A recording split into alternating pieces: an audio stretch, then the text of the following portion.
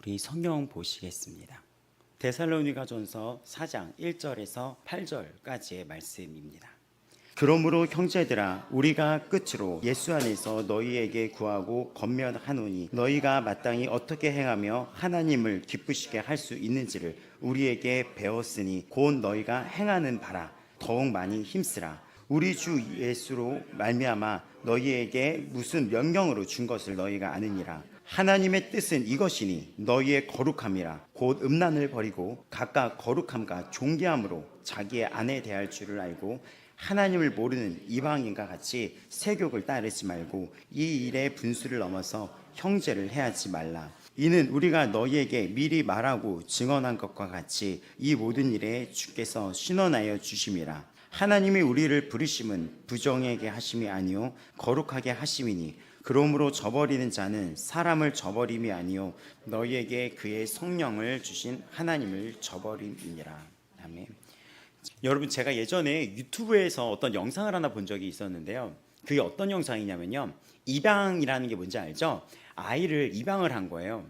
근데 그 가정이 인상적인 게 입양을 여러 명을 했어요. 기억이 가물한데 7, 8명을 했나? 근데 이 가정이 입양을 해서 그 자녀를 자신의 자녀로 키우는 거죠.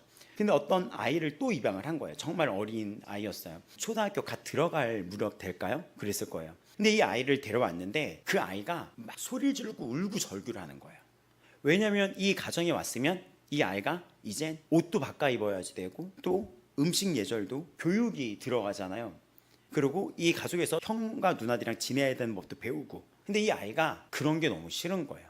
또 때로는 형 누나들이랑 싸울 때도 있지만 이 다툼을 풀어가기도 해야 되는 거거든요. 싸워서 그거를 내가 피하는 경우 있잖아요. 물론 피해야 될 상황도 있지만 가족이라든지 교회라는 공동체에서 이것은 풀어나가야 되는 문제잖아요. 근데 이 아이가 뭐 그런 일이 있었던 거예요. 이 아이가 그때 막 절규를 하는 거예요. 막 소리를 지릅니다. 막 뭐라고 소리 지르냐면 왜 나를 데려왔어? 이 아이가 어떻게 우냐면 그냥 왜 나를 데려온 거야? 왜 그냥 나 그렇게 살다 죽지? 애가 그 안에 지난 삶의 상처와 지금 삶의 힘듦이 같이 섞여져서 나 그냥 그렇게 살다가 죽게 내버려두지. 나 그냥 그렇게 죽게 내버려두지. 아픔의 말들이 막 나와요. 우리 부모도 나한테 이랬는데 당신이 뭐라고 해? 왜 나한테 이래? 그냥 나 이렇게 살다 죽지 그랬어. 근데 입양이 먼저 됐던 형 누나들이 그걸 보면서 어떻게 바라보면 나도 한때 저랬었어 라는 시선으로 뭐 그런 과정겠거니 하면서 그냥 방송 카메라 있는데도 카메라 보면서 저도 전에 저랬는데 그때 제가 저를 못 깨달아가지고 근데 뭐 저 아이도 알게 되겠죠 이러는 거죠. 근데 어머님은 안타깝게 눈물을 흘리고 이런 영상이었던 거예요. 여러분, 때로는 우리의 신앙이 그 울부짖는 아이처럼 될 때가 있다는 걸 아십니까? 제가 잘 아는 작가가 있는데 그 동화 작가가 그런 단편 동화를 썼어요. 아빠의 집으로라는 단편 동화를. 아이를 고아내서 입양을 했는데 보육원에 있다가 아빠의 집은 굉장히 하얘요. 하얗고 너무 커요. 애가 너무 좋아했는데 그 아이를 씻깁니다. 씻겨가지고 깨끗하게 씻기고 새 옷을 입혀요. 그리고 그 식사 자리에 초대해서 새로운 식기와 함께 식사법을 알려줘요. 그렇게 알려주는데 밥을 먹고 이러는데 이 아이가 놀이터에서 가고 안 씻고 자고 양치도 안 할 때 있고 막 대충 이러는 습관이 남아있는 거예요. 그러면 다시 그 아이를 데려다가 또 씻겨요. 또 앉혀놔요. 그럼 또 애가 진흙탕에 놀아요. 그러면 또 끌고 와서 또 앉히고 이번엔 또 반복적으로 혼내요. 그럼 얘는 막 싫다고 얘기해요. 그러면서 이 아이가 놀라운 게 뭔지 알아요? 그 동화의 마지막 장면이 나 그냥 그 집이 그리워 이러는 거예요.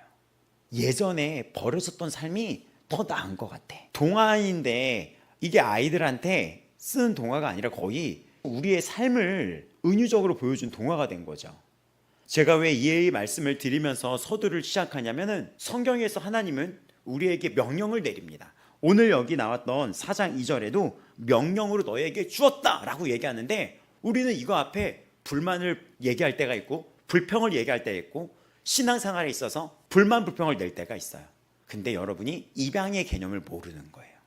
그 아이가 입양의 개념은 보호를 받고 있는 거고 그 부모님이 이 아이를 끝까지 책임지자는 약속인 거며 끝까지 책임질 것이며 또 같은 형제자매가 생긴 것이며 그 안에서 얘가 새로운 삶이 되었고 이전에 버려진 삶이 아니라 나는 누군가에게 택함받았다는 그 삶이라는 것을 입양의 개념을 모르는 거예요. 근데 우리의 신앙생활에 그럴 때가 있어요. 그래서 하나님이 어떤 말씀을 우리에게 들려줬을 때 거부 반응을 보일 때가 있어요. 그거는 아직 아버지와 자녀의 관계, 과거에 내가 어떤 자였고 지금은 누구의 자녀가 되었고 입양이 되었다는 것을 내가 아직 인지 못하고 있기 때문입니다. 오늘 우리가 이 본문에 보게 되면은 형제들아 우리가 끝으로 주 예수 안에서 너희에게 구하고 권면하노니 너희가 마땅히 어떻게 행하며 하나님을 기쁘시게 할 수 있는지를 우리에게 배웠다라고 얘기합니다. 데살로니가 교회가 어린 신앙인이었어요. 바울은 그러기 때문에 이 어린 신앙인들에게 권면의 말씀을 전할 때 먼저 어떻게 합니까? 이들의 영적인 성장이 아직 덜 자란 상태잖아요. 그렇기 때문에 칭찬과 위로와 감사와 기쁨으로 편지를 쓴 거예요. 그 다음 4장은 그러므로 형제들아 끝으로 이렇게 얘기하면서 본격적인 이야기를 하기 시작합니다. 이 말씀에, 이 서신에. 이 데살로니가 전서가 데살로니가 교인들을 향한 편지잖아요. 근데 데살로니가는 바울이 3주가량 머물러 있을 때 세워진 교회입니다. 근데 이 신앙이 어려요. 그래서 이 신앙인들을 칭찬하고 격려해주고 위로해주다가 어떻게 이야기가 시작이 되냐면 끝으로라는 것은 본격적으로 이라는 뜻이에요. 내가 지금부터 하는 말 잘 들어. 지금부터 마지막으로 한마디 할 테니까 이 얘기 잘 들어 라는 거예요. 그러므로라는 앞을 받고 있어요. 그 앞을 어떻게 받냐면 3장 13절 여러분 눈으로 한번 보시겠어요? 3장 13절 한번 읽어보겠습니다. 너희 마음을 굳건하게 하시고 우리 주 예수께서 그의 모든 성도와 함께 강림하실 때에 하나님 우리 아버지 앞에서 거룩함에 흠이 없게 하시기를 원하노라. 아멘. 그렇게 얘기하면서 지금 4장이 어떻게 봤습니까? 그러므로 그 재림이 있는데 그러니까 이제부터 내가 하는 얘기 잘 들어. 하나님이 반드시 오실 거고 흠없는 자를 데려가실 거야. 중요한 얘기 할 거야. 그러니까 주님의 재림을 앞둔 시점에서 우리가 굉장히 명심해야 될 부분이 있는데 그거 알려줄게. 이게 4장입니다. 하나님을 기쁘시게 할 수 있는지를 우리에게 배웠다. 너희가 행하는 바라. 더욱 많이 힘쓰라 라고 얘기하면서 하나님을 기쁘시게 하기 위해서 너희가 힘쓰라는 것입니다. 재림에 앞서서 우리가 이 땅을 살아가는 성도의 자세는 하나님을 기쁘게 하기 위해서 살아가라는 거예요. 근데 이 말씀이 어떻게 연결이 되냐면 곧 너희가 행하고 있다는 거예요. 하나님을 기쁘게 하는 것을 너희가 행하고 있다는 것입니다. 근데 다음 구절이 되게 중요한데 뭐라고 나와 있습니까? 더욱 많이 힘쓰라는 거예요. 여러분, 우리 성도들은 이 신앙이 어떠한 지점에서 머물러서 멈춰져 있는 것이 아니라 끊임없이 성장하고 역동적이게 나아가야지 되는 거예요. 성도의 삶은 역동적인 여정이 나타나는 것입니다. 지금 그 얘기를 하는 거예요. 너 잘하고 있다. 근데 너희가 지금 하고 있는 것인데 더욱 많이 힘써라 라고 얘기하는데 이 겉면이 바울의 개인의 의견이 아니라 주 예수로 말미암아 라고 하는 주님의 권능자, 전능자 주님의 명령이라는 것입니다. 우리는 갈라디아서 1장 10절을 생각할 수 있습니다. 이제 내가 사람들에게 좋게 하랴, 하나님께 좋게 하랴, 사람들에게 기쁨을 구하랴. 내가 지금까지 사람들의 기쁨을 구하였다면 그리스도의 종이 아니니라. 우리가 재림을 앞두고 있습니다. 근데 지금 데살로니가 전서는 재림을 앞둔 성도들, 우리들은 이거는 재림의 보편성을 얘기해요. 모두 다 일어나요. 모두에게 임하는 날인데 그럼 우리는 이 날을 어떻게 준비해야 되는지 지금 이야기해 주는 거예요. 하나님을 기쁘시게 하라는 거예요. 나를 기쁘게 하는 게 아니에요. 어떤 연예인이 이걸 빗대서 잘 설명을 하더라고요. 즐거운 거랑 기쁨은 차이가 있는 거라고. 어떤 가정이 임신이 안 되고 있다가 아이를 얻게 됐어요. 그건 기쁨일까요? 즐거움일까요? 기쁨이죠. 근데 제가 여러분이랑 쇼핑 한번 할까요? 이거는 기쁨일까요? 즐거움일까요? 즐거움이죠. 그러니까 이 기준의 차이를 어떻게 하냐면 나의 유익과 이 육신의 유익을 구하면서 사는 것은 즐거움 쪽에 가깝고 우리 성도들에게 기쁨은 나의 유익보다는 하나님 중심으로 살아가는 것이 기쁨이라는 것입니다.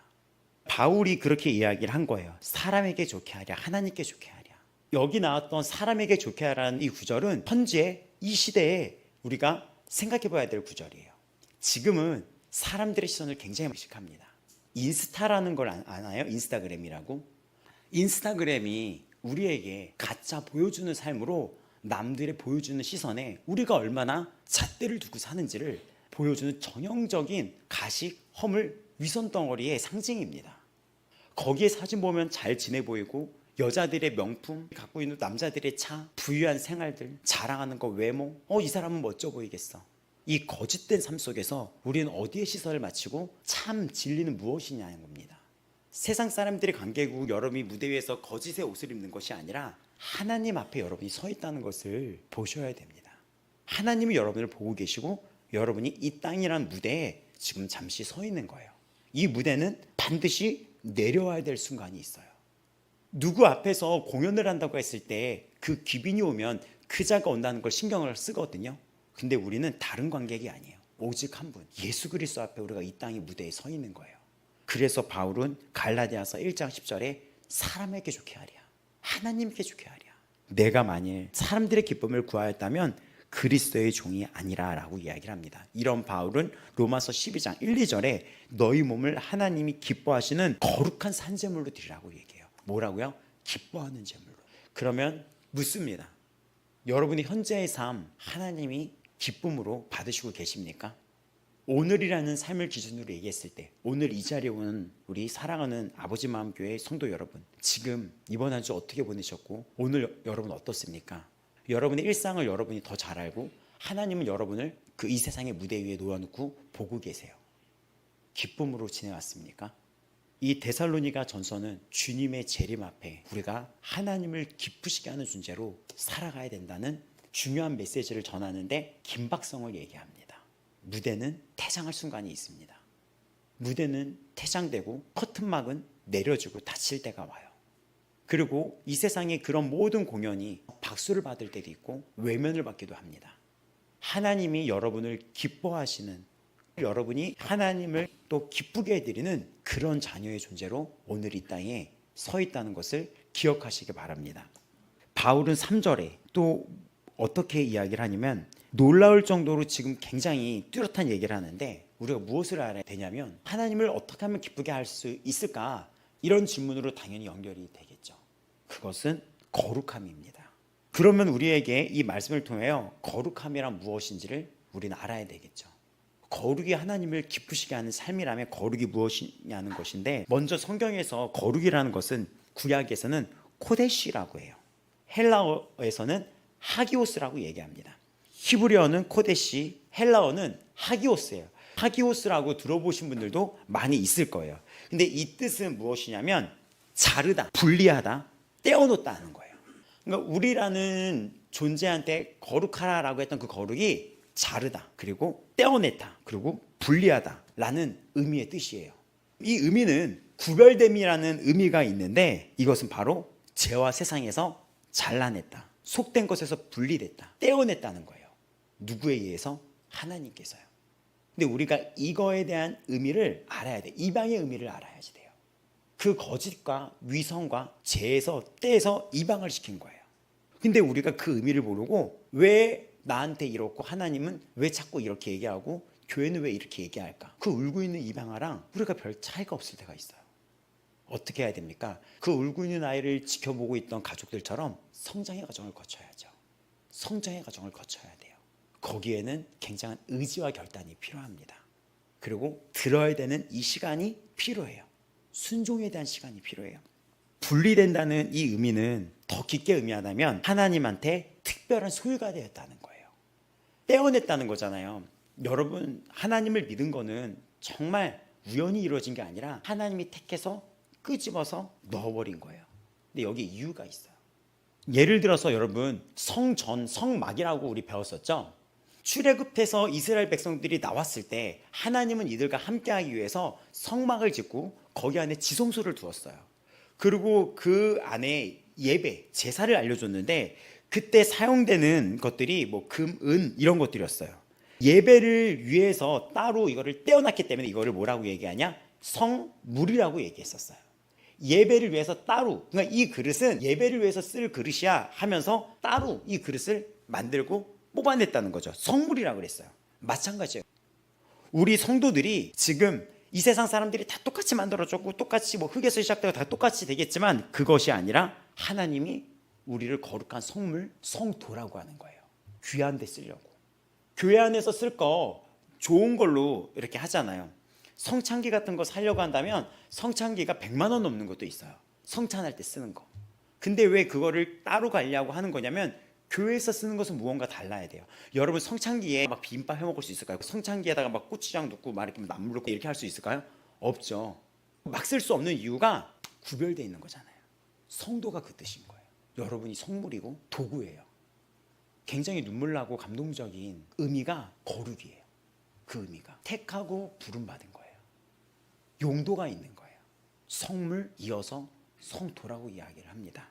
구약에서는 그래서 구별됨, 카도시라고 하는 이 구별됨은 분리됐다고 하는데, 이 분리됨을 통하여 하나님은 우리를 귀한 하나님 나라의 도구로 사용하기를 원하고 계십니다. 레위기에서는 이런 말씀이 많이 나오죠. 11장 4절에서 45절, 나는 여호와 너희의 하나님이라. 내가 거룩하니 너희도 몸을 구별하여 거룩하게 하고, 또 레위기 19장 2절, 너희는 거룩하라. 이는 다 여호와 너희 하나님이 거룩함이라 라고 말씀이 나와 있습니다. 데살로니가 교회에게 이렇게 얘기를 하잖아요. 교회한테 편지 쓸 때 주의 재림이 멀지 않았어. 근데 이제부터 내가 하는 말 잘 들어야 돼. 마지막으로 얘기하는 얘기야. 지금 잘 들어. 너희들 하나님을 기쁘시게 해야 돼. 그럼 그러기 위해서는 거룩해야 돼. 이 이야기를 지금 급하게 마지막에 써내려갑니다. 근데 왜 그랬을까? 이 데살로니가 교회가 어땠었냐면 이게 항구 도시였는데 굉장히 화려했어요. 근데 화려함 대신에 영적인 어둠이 있었는데 황제를 신으로 숭배하는 것이 시민들의 의무였습니다. 황제한테 혜택을 받고 있었어요. 또 하나가, 여러분 신화에 대해서 알고 있는 분들 중에 디오니소스라는 신화 속에 등장하는 신을 알고 있습니까? 술과 광란의 신이에요. 이 디오니소스가 기가 막힌 일이 어디서 등장했는지 알아요? 얼마 전에 파리 올림픽 때 난리가 났던 사건이 있었는데, 파리 올림픽에 그 앞부분에 축제, 오프닝 축제를 하잖아요. 근데 프랑스는 낭만과 예술이라 그래서 그 나라의 특성에 맞게 이 축제를 준비했겠죠. 근데 그때 뭐가 상징이 됐냐면 예수님과 함께하는 최후의 만찬을 재현을 한 거예요. 레오나르도 다빈치라는 화가가 그린 최후의 만찬이라는 그림이 있습니다. 예수님이 가운데 있고 제자들이 양쪽으로 일렬로 놓여 있는 그림이었어요. 실제 예수님이 제자들과 마지막으로 식사했던 성찬은 디귿자 형태였어요. 하지만 다빈치는 그 제자들의 표정에 주목하여 그들의 표정, 그 가룟 유다의 표정, 요한의 표정, 그들의 걱정 어린 표정들을 주목하기 위해서 일렬로 이걸 배치를 했어요. 너무나 잘 알려진 그림으로 본 적 있을 거예요. 근데 파리 이 올림픽에 가장 하이라이트인 그 부분에서 절정이 이르렀을 때 갑자기 사람들이 패션쇼를 하듯이 나오는 거예요. 그들이 갑자기 어디를 가서 테이블에 한 명씩 앉는 거예요. 근데 그 테이블이 딱 구조가 다빈치가 그린 예수님의 최후의 만찬이었던 거예요. 근데 가운데 우상을 상징하는 어떤 예수님을 상징하는 여인이 있는데, 그 상 위에, 최후의 만찬 상 위에 이 음식을 덮는 이 그릇 있죠. 그거를 열었더니 디오니소스가 나체로 누워 있었던 거예요. 술과 광란, 음란을 상징하는 그거를 그 자리에 앉혀놓고 예수님을 상징하는 그 사람을 성평등, 이런 어떤 뉘앙스로 거기다 앉혀놓고 나머지는 여장 남자 동성애자들을 배치해서 파리올림픽을 개최를 한 거예요. 난리가 난 거예요. 항의가 빗발친 거예요. 혹시 그 장면 본 분들도 있을 거예요. 우상 숭배를 극심하게 잃었던 이 시대에 그 우상을 올려놓기 시작합니다. 그래서 그 파리올림픽에 항의를 많이 받아요. 인터뷰까지 해요. 우리는 그런 의도가 아니었다. 정확하죠, 의도가. 기독교를 지금 대적하는 거잖아요. 데살로니가 시대에 믿었던 그 우상 숭배가 디오니소스라는 그런 음란과 술, 광란의 이런 신이었고, 집단적인 성행위와 또 이런 거를 굉장히 숭고하다고 여겼어요. 종교 창기들이 있었습니다. 신 앞에 가까이 나가기 위해서는 종교 창기들이랑 같이 자면 신을 더 받을 수 있다고 해서 엄청 난잡했던 시대였었어요. 그 시대 때 헬라 이 문화권에서는 결혼을 한 사람이 애인을 두는 것은 당연하게 여겨졌어요. 지금은 어떻습니까? 전 세계의 공중파의 방송에 디오니소스를 버젓이 올려놓고 술과 음란을 올려놓고 올림픽의 시작에 음란과 향락과 동성애의 성적 문란을 올려놓고, 또 지금 결혼보다는 동거의 문화가 더 많이 자리 잡고 있고, 혼전 순결에 대한 의미보다는 자유로운 동거 문화의 방식이 많이 알려져 있어요. 데살로니가의 시대는 오늘날 이 시대를 닮아 있습니다. 그래서 이 성경은 현지성이에요. 주의 재림이 오고 무엇이 진짜인지 모르는 시대에 긴박성으로 얘기를 하는 거예요. 하나님을 기쁘시게 해야 되는데 어느 자세가 하나님을 기쁘게 하는 거냐? 분리되고 떨어지고 지내야 되는데 그중 가장 명시되는 게 성적인 문란함이었다는 것입니다. 근데 이 성적인 문란함은 지금 이 시대로 굉장히 유혹하고 있어요. 엄청나게 공격이 되고 있습니다. 실제 하나님이 우리를 1대1로 보시는데 이런 성적인 이 시대의 문란함은 굉장히 위협적입니다. 그리고 옷차림들 있잖아요. 중고등학교를 가면 너무 심해요. 교회 안에서도 이런 일이 있을 때가 있어요. 자매님들, 옷차림 조심해야 돼요. 그리고 우리가 보는 이런 모든 문화들 다 음란이에요. 근데 보는 거, 듣는 거에서 우리가 행동으로 연결이 되잖아요. 아이들이 보는 게 뭐예요? 다 아이돌, 노출이 심한 거, 드라마, 성적인 문란, 혼전 순결 없어요. 그건 코미디가 돼버렸어요. 지금 5절에 나왔던 하나님을 모르는 이방인과 같이 세욕을 따르지 말라고 하는데 이 세욕으로 번역된 그리스어는 여러분 들어보신 분들도 있겠지만 파토스라는 거예요. 로고스라는 단어도 들어보셨나요? 파토스가 있고 로고스가 있는데 파토스는 본능적인 거, 철학에서도 부딪히는 용어거든요. 본능, 감정, 격정, 정욕적인 거예요. 이것은 어떤 외부의 영향에 의해서 그 둘이 공통점이 있는데 외부의 영향에 의해서 나타나는 것인데 외부의 영향에 있어서 이 감정이나 욕구가 드러난다는 거죠. 지금 TV라는 외부의 영향이 어떻습니까? 그 점을 자극을 시키는 거예요. 유명한 연예인들이 나와서 이거는 당당해져야 된다. 그리고 부부들이 나와서 거침없이 본인들의 그런 성적인 생활을 거침없이 이야기를 하고 웃고 이런 시대가 돼버리는 거예요. 유튜브는 지금 걸를 수가 없어요. 미성년자들한테. 유튜브에서는 이런 게 엄청나요. 우리가 보고 듣고 이러는 것들 이게 많다 보니까 우리가 점점 행동도 그렇게 낳는 거예요. 예전에 저 때는 10대들의 성범죄가 없었어요. 근데 지금은 10대들의 성범죄가 굉장히 많아요. 보고 듣고 이 문화가 지금 이들을 공격하고 있습니다. 파토스라는 것은 이 감정이나 끌어오르는 욕구인데 이성적인 판단이나 절제 없는 상태인 거예요. 절제 없이 감정 상태인 거예요. 이 4장 5절이 통제되지 않는 성적 욕망을 의미합니다. 근데 이 파토스가 어디 나온지 아십니까? 로마서 1장 26절입니다. 이 때문에 하나님께서 그들을 부끄러운 정욕에 내버려 두셨으니 곧 그들의 여자들도 순리대로 쓸 것을 바꾸어 영리로 쓰며 라고 했는데 여기 나왔던 9절 부도덕한 정욕 이 부분이 파토스예요. 근데 이 로마서 1장 26절은 이걸 뭘 얘기하냐면 동성애를 얘기를 해요. 동성애를 사랑으로 이야기를 하는데 성적인 욕망의 충동이 더 강하고 그것에 이어서 만들어진 게 동성애입니다. 성적인 욕망과 충동이 굉장히 강한 거예요. 반면에 로고스는 논리, 말씀, 철학 이런 것들을 의미하는데 성경에서는 질서, 합리성을 나타낸 생각과 판단을 통제하고 조절하는 힘을 의미하는 하나님의 말씀을 의미합니다. 두 가지 다 우리에게 영향을 주는데 하나는 하나님의 말씀으로 통제하고 조절함을 힘을 지니고 있고 질서, 진리, 이성적인 판단, 예수님을 가르쳐 줍니다. 통제할 수 있는 힘, 파토스는 외부에 있어서 걷잡을 수 없이 통제되지 못한 상태인 거예요. 데살로니가 교회의 현실이나 지금의 현실이나 다를 바가 없어요. 아이들이 학교에서 오고 가는 욕설이나 이런 것들이 죄다 성적인 것들이 많아요. 이미 이 시대는 음란에 의해서 많이 더럽혀져 있어요. 교회도 가리지 않고. 이 이야기가 불편한 얘기가 될 것이 아니라 들어야 될 이야기입니다. 왜냐? 우리가 입양된 자녀이기 때문에 왜 교회는 이거 하지 말라 그래? 이건 내가 입양됐던 자녀라는 걸 본문을 모르고 있어요. 골로새서 3장 5절에 땅에 있는 지체를 죽이라 음란과 부정과 사욕과라고 했을 때 이 사욕이 파토스라는 거예요. 죽여야 될 것들이. 그러니까 사도 바울이 이거를 우리가 살면서 죽여야 될 죄악 중에 본능적인 이런 죄의 속성을 의미를 합니다. 근데 이걸 어떻게 다스립니까? 로고스, 말씀으로 이거를 다스릴 수가 있는 거예요. 그래서 여러분 주일날 예배 하나 갖고는 힘들고 새벽 예배도 드릴 수 있어야 되고 수요 예배도 드릴 수 있어야 되고 금요 예배도 드릴 수 있어야 되고 더 나아가 이게 굉장히 중요한데 여러분 스스로 아침 저녁으로 말씀 앞으로 나가는 규칙적인 시간이 필요해요. 아침에 큐티를 한다던가 생명의 삶을 갖고 스스로 큐티를 한다던가 새벽 예배를 드린다던가 아니면 저녁에 큐티책을 한다던가 보고 듣는 것을 바꿔야지 돼요. 핸드폰의 사용 시간을 절제와 제한을 둔다던가 아이들이 핸드폰을 하는 거를 적절하게 어느 정도는 통제도 해준다던가 또 스스로 성인들도 이거를 제어하는 그런 어플들이 있어요. 핸드폰 시간을 알려줘요. 깜짝 놀랐어요. 저도 하루에 핸드폰 사용 시간을 봤더니 꽤 많이 사용하더라고요. 근데 저는 카톡, 메시지 주고 하는 그 시간이 핸드폰 어플 사용 시간 나타나 보면 그 빈도가 쫙 그래프로 나와요. 한번 여러분 깔아서 내가 핸드폰에 얼마나 의존하고 있는지 한번 보세요. 그런 것들의 절제가 필요합니다.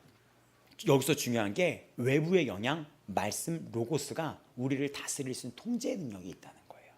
걷잡을 수 없는 우리의 폭발적인 이것을 이 사단이 들고 들어오는데 이거를 절제하고 차단하는 것은 말씀의 검이에요. 차단할 수가 있어요. 데살로니가 교회는 오늘날과 너무 닮아 있고 디오니소스 신전은 없다고 할지어도 이미 술과 향락이라는 음란이라는 거대한 디오니소스, 거대한 신전 안에 살고 있다는 거랑 다를 바가 없습니다. 한국의 술 문화, 대학교 가면 당연히 술을 마셔야 될 거, 남자라면 이 땅에서 술은 마셔야지 사회생활을 잘할 수 있다는 거 누가 만들어냈습니까? 그런 거짓들. 좋아하는 사람이 있으면 그건 죄가 아니라 성적으로 함께 지내야 된다는 것. 옷차림은 나의 표현이고 개성이라고 얘기한다는 것. 엄청난 거짓 진리에 속아 넘어가고 있습니다. 성을 상품화하고 있으며 개인의 정체성이 성적 표현에 달려있다고 속삭이기도 합니다. 또 신기한 게 뭔지 알아요? 지금 전 세계는 나라의 법도 바꿔서 성적인 문란해법을 주장을 합니다. 그게 성평등법이에요. 우리나라도 나라의 법으로도 바꾸려고 합니다. 오늘 읽었던 요한복음 거기에 나오죠. 빛을 미워하기 때문이다. 이런 것 속에서 우리 시대는 그런 성적인 이런 모든 것 속에서 또 지나친 자본, 이 돈이 우상숭배가 돼가면서 엄청나게 우리의 정말 삶에 중요한 것처럼 자리 잡게 되었어요. 이 돈이라는 이 문화가. 물란, 돈, 술 이런 것들이. 세교계의 현대적인 모습은 이처럼 성적인 욕망만을 의미하는 것이 아니라 지금 이 현대인의 갈급하고 결핍되는 마음속에 새로운 것을 끊임없이 추구하는 삶의 태도 전체가 지금 위기를 맞고 있어요. 쇼핑 시대라고 얘기를 하더라고요. 소비 시대라고. 근데 이 이야기가 교회도 얘기를 하더라고요. 교회도 나의 욕구에 맞게 쇼핑하는 시대가 됐대요. 교회를 갈 때 그 안에 쇼핑의 의도가 있다는 거예요. 내가 원하는 욕망을 채우기 위해서 내가 교회를 구매한다고 얘기하더라고요. 이런 게 다 우상 숭배인 거예요. 이게 세교인 거예요. 절제할 수 없는 욕망, 나 중심적인 게 벌써 지금 세교이 되어 있는 것입니다. 이런 방종이라고 하죠. 이런 모든 것 속에서 우리는 세상에게서는 아니오라고 얘기하고 하나님의 말씀에는 예라고 대답하는 순종이 필요합니다. 여러분이 여기서 거룩에 대해서 항상 아는 것은 오해하는 게 뭐냐면 하지 말라라는 걸로 오해할 수 있어요. 하지 말라. 근데 그것이 아니라는 게 뒤에 나타나는 것이 무엇이냐면 4절, 5절을 보게 되면 4절에 보면 거룩함과 존귀함이라고 이야기를 합니다. 여기서 나오는 아내라는 것은 스키오스라는 그 헬라어인데 그릇이라는 거예요. 이것은 자신의 몸, 그릇을 의미합니다. 배우자를 다루기도 하고 또 한편으로는 내 자신을 어떻게 대하라는지도 나타나는 거예요. 내 자신을 귀한 존재로 다루라는 거예요. 왜냐? 나는 지금 성물로 부름받은 거잖아요. 내 자신을 깨끗하게 관리할 때 이유가 있는 거예요. 고린도전서 6장 19절에서 20절 너희 몸은 너희가 하나님께로부터 받은 바 너희 가운데 계신 성령의 전인 줄을 알지 못하느냐. 너희는 너희 자신의 것이 아니라 값으로 산 것이 되었으니 그런즉 너희 몸으로 하나님께 영광을 돌리라. 구원파라는 이단 종교에 대해서 들어보셨습니까? 구원파는 무엇이 문제냐면 성화를 얘기하지 않아요. 성경이 얘기하는 성화를 다루지 않습니다. 대신에 끊임없이 예수 그리스도의 복음 단 한 번의 제물로 이미 모든 죄가 끝나버렸다는 그 부분을 다루면서 어떻게 해석을 하냐면 한 번의 제물로 끝났다며. 그러니까 우리가 한 번의 제물로 이미 끝난 거라면 우리가 막 살아도 되지 않아? 그렇기 때문에 육신적으로 어떤 죄를 져도 회개를 얘기하지 않아요. 어차피 육신은 죽고 영이 구원을 받았기 때문에 라는 주장을 합니다. 그래서 구원파에 있다가 나왔던 사람 얘기를 들어보면 교회가 잘하는 게 없대요. 성장이 없어요. 결국 쉽게 얘기하면 사람이 변화가 안 되는 거예요. 교회를 다니나 안 다니나 싸우는 사람은 똑같이 싸우고 음란한 사람은 똑같이 음란하고 술 먹는 사람은 똑같이 술을 먹고 담배 피는 사람은 똑같이 담배를 핍니다. 왜 그럴까요? 육신은 죽고 영은 구원받고 한 번으로 끝났다는 이상한 교리가 들어가 있는 거예요. 그래서 우리는 구원파가 이단이라는 거예요. 성경은 정확히 뭐라고 얘기합니까? 그러지 말라. 너희는 택함 받았다. 성도다. 구별되게 쓰임받아야 된다. 존귀하게 여겨라. 가정을 소중하게 여기고 아내를 소중하게 여기고 존귀하게 여기고 음란, 세욕에 빠지지 말고 무절제한 감정에 휩쓸리지 말고 너 자신도 존귀한 존재고 너의 자신 안에 성령이 거하는 전거를 깨달아야 된다. 이 말씀을 하는 것입니다. 성장이 필요합니다. 우리 아버지 마음교회 성장하셔야지 됩니다. 말씀으로 견고해지셔야 됩니다. 오늘이라는 시간에 의미를 깨닫고 살아야 됩니다. 쉬지 말고 기도하라는 의미가 이제 이해가 되실 거예요. 오늘이라는 이 시간을 기회로 잡기 바랍니다. 어저께 넘어졌나요? 이번 주 넘어진 적이 있나요? 오늘 무릎 꿇고 결단하시기 바랍니다. 도와달라고 구하시기 바랍니다. 예수 십자가 앞에서 회개하시기 바랍니다. 그리고 앞으로 그렇게 살아가지 않겠다고 주님께 결심하며 나를 인정하고 나의 연약함을 주님께 내어 맡기기 바랍니다. 그리고 그 생활을 주야로 말씀을 묵상하는 삶으로 여러분이 이끌어 가셔야 됩니다. 시편에 나오죠. 복 있는 사람은 악인의 길을 쫓지 않고 또 이 말씀을 어떻게 한다 그랬죠? 주야로 묵상하는 거예요. 말씀을 우리가 끝까지 따라가야 돼요. 우리는 이제 거룩해야 되는 이유에 대해서 나누고 이제 맞춰야 될 텐데, 거룩은 하나님의 뜻이기 때문에 우리가 거룩하셔야 됩니다. 오늘 봤던 4장 3절 하나님의 뜻은 거룩함이니, 데살로니가 전서 4장과 5장은 하나님의 뜻에 대해서 나와 있어요. 4장에서 먼저 하나님의 우선되는 뜻을 얘기하는데 거룩함이 하나님의 뜻이라고 밝히고 있습니다. 우리의 삶이 하나님의 기쁨이 되기 위해서는 그분이 원하시는 대로 살아야 돼요. 단순한 규율을 지키는 것이 아니라 우리를 구원하신 주님께 감사와 사랑을 표현하는 방식이 순종인 거예요. 하나님께 감사와 사랑을 표현하는 방식이 순종입니다. 또 세상은 정욕대로 살고 있고 지금 겉셈 풍파는 이 땅을 거짓으로 뒤엎고 있지만 우리는 하나님의 자녀임을 나타내야지 됩니다. 그리고 이 모습은 다르게 사는 모습 자체가 복음이 되는 거예요. 남들이 여기 있는 다음 세대 학생들이 다 욕을 해요. 막 시원하게 막 음란패설을 욕을 해요. 하나님이 너무 싫어하세요. 욕설 이런 거, 더러운 얘기, 그리고 음란패설 너무 싫어요. 악은 형상이라도 버리라 그랬죠. 우리의 입술, 손과 발이 다 거룩의 도구인 거예요. 내가 지금 부름 받았잖아요. 입술은 뭐의 도구로 쓰임 받을까요? 찬양과 감사, 기도, 이런 축복의 통로죠. 입은 내 입이 그렇게 부름을 받았는데 내 입을 어떻게 그렇게 사용을 합니까? 손, 발, 도둑질하는 데서 부름 받았나요? 하나님 살아계셔. 이 말 하나가 엄청 무서운 말로 뼈를 때리는 말이 되는 거예요. 에베소서에 보면 빛 앞에 부끄러움을 느낀대요. 우리는 이런 존재인 거죠. 죄를 져서 하나님 앞에 부끄럽게 살 존재가 아니라 우리의 빛이 세상을 부끄럽게 만드는 존재입니다. 하나님의 명확한 뜻입니다. 정리를 해보자면 거룩은 하나님의 명백하고 명확한 뜻이에요. 또 거룩은 하나님의 성품을 반영하고 있습니다. 또 거룩이 우리를 부르신 목적입니다. 또 중요한 구절이 하나가 있는데 6절을 보면 이 일의 분수를 넘어 형제를 해하지 말라고 있는데 거룩은 교회 공동체를 보호를 합니다. 여기 이 일에 분수를 넘어 형제를 해하지 말라는 것은 성적인 죄는 나 혼자만의 문제로 끝나지가 않는다는 거예요. 가정 공동체에서 성적인 죄에 누군가 빠졌을 때 그것은 자신의 배우자나 누군가에게 엄청난 상처와 분열을 가져오게 됩니다. 그렇기 때문에 형제를 해하지 말라는 것은 성적인 죄는 거기서 끝나는 것이 아니라 성적인 죄는 누군가를 해하는 그런 일들의 결과가 나타나는 것입니다. 가정에서 부모님이 어떤 부모가 불륜에 빠졌다고 생각해요. 어떻게 되는지 알아요? 이 자녀가 평생에 걸쳐서 산산조각이 나요. 이 자녀의 결혼관, 이 자녀의 출산관, 이 자녀가 이성을 보는 관이 완전 바뀌어버려요. 분열이 됩니다. 이 남편이 바람을 폈어요. 아내한테 엄청난 상처를 준 거예요. 해한 거예요. 상처를 입힌 겁니다. 근데 왜 이런 설교를 할 때 회개를 안 하십니까? 유튜브도 이 설교를 듣는 분들이 있는데 왜 이런 얘기 앞에, 왜 이런 얘기 앞에 핑계를 댑니까? 핑계댈 시간에 잘못됐다고 하나님께 얘기하고 사람한테 잘못됐다고 얘기를 해야죠. 그 자녀들에게도 잘못됐다고 얘기를 해야죠. 이런 얘기를 무수히 했는데 핑계를 대더라고요.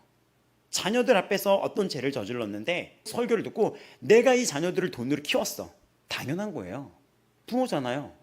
목숨 다해 사랑해야 되는 부모고 자녀도 그걸 통해서 부모를 목숨 다해 사랑하게 되는 거거든요. 왜 변명을 합니까? 왜냐? 죄를 더 좋아하는 거예요.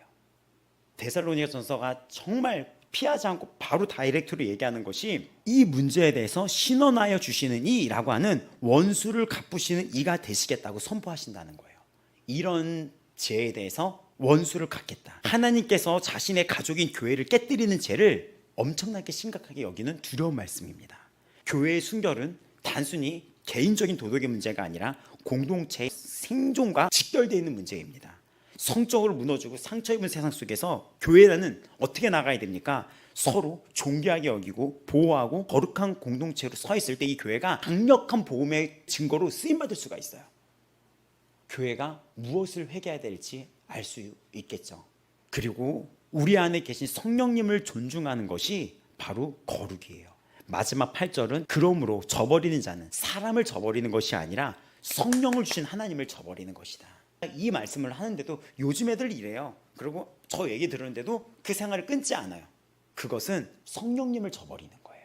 우리가 거룩한다는 것은 성령님을 존중한다는 것입니다. 하나님을 거부한다는 거예요. 그들이 이 말씀 앞에 순종을 안 한다는 것은 우리 몸을 성령이 거하시는 성전으로 삼으셨기 때문에 우리 몸을 부정함으로 더럽히는 것은 거룩한 성전을 모독하는 것과 같습니다.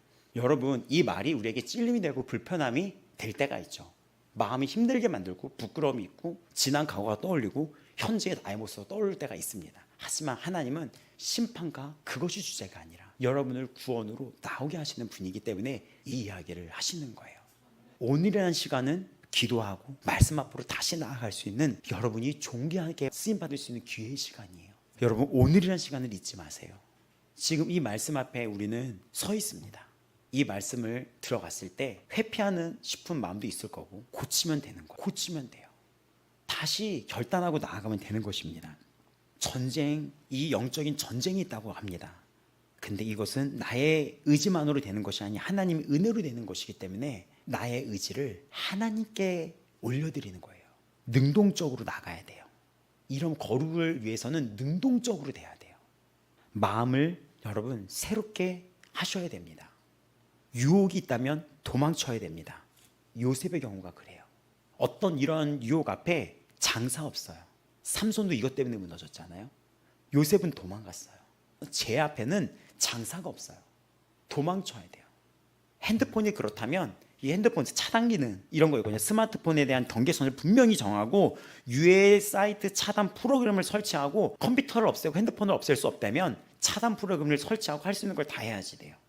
그리고 내 주위에 이런 거에 있어서 굉장히 안 좋은 물결을 주는 사람이 있다면 끊어내야 됩니다.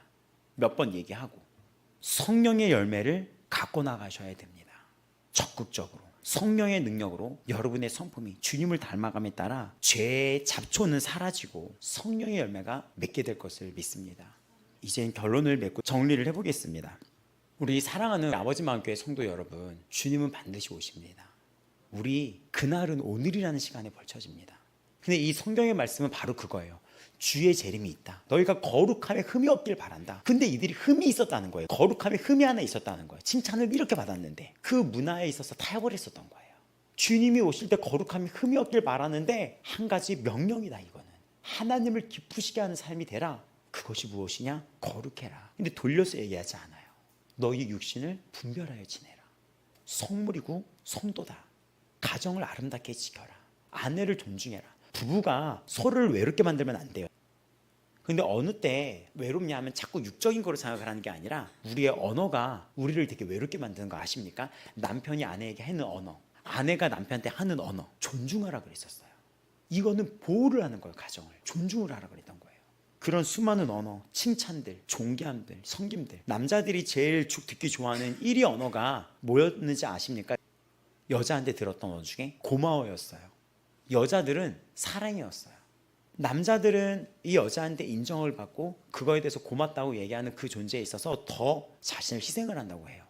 여자들은 사랑이라는 그 이야기 속에서 이 남편을 끝까지 사랑하려고 결단을 한다고 합니다. 이 추석 명절 사랑한다고 표현해 주시고 고맙다고 표현해 주시기 바랍니다. 그것이 거룩의 실천입니다. 세상은 우리에게 속삭이고 있습니다. 거룩한 삶은 따분하고 재미없고 고통스러운 삶이라고 말하고 있습니다. 그러나 그것은 사탄의 큰 거짓말입니다. C.S. 루이스는 세상의 쾌락에 집착하는 우리를 바닷가에서 휴가를 상상하지 못한 채 빈민가에서 진흙파이만 만들며 노는 어린아이 같다고 비유를 했습니다. 하나님의 뜻은 무엇입니까? 성공, 행복, 성경은 놀랍도록 명확하게 말하고 있습니다. 하나님의 뜻은 이것이니 너희의 거룩함이라. 우리는 지금 21세기에 데살로니가에 살고 있습니다. 성적 자율성, 소비주의, 우상이 되어 가고 있습니다. 세상은 끊임없이 속삭이고 있습니다. 네 마음대로 해. 더 많이 가죠. 세상의 흐름에 맞서 구별된다는 것 가능하겠습니까? 거룩은 하지마가 아닙니다. 구별됨을 의미합니다. 세상의 목적이 아닌 하나님의 특별한 목적을 위해 따로 떼어 놓아준 존재, 바로 여러분이 그러한 존재입니다.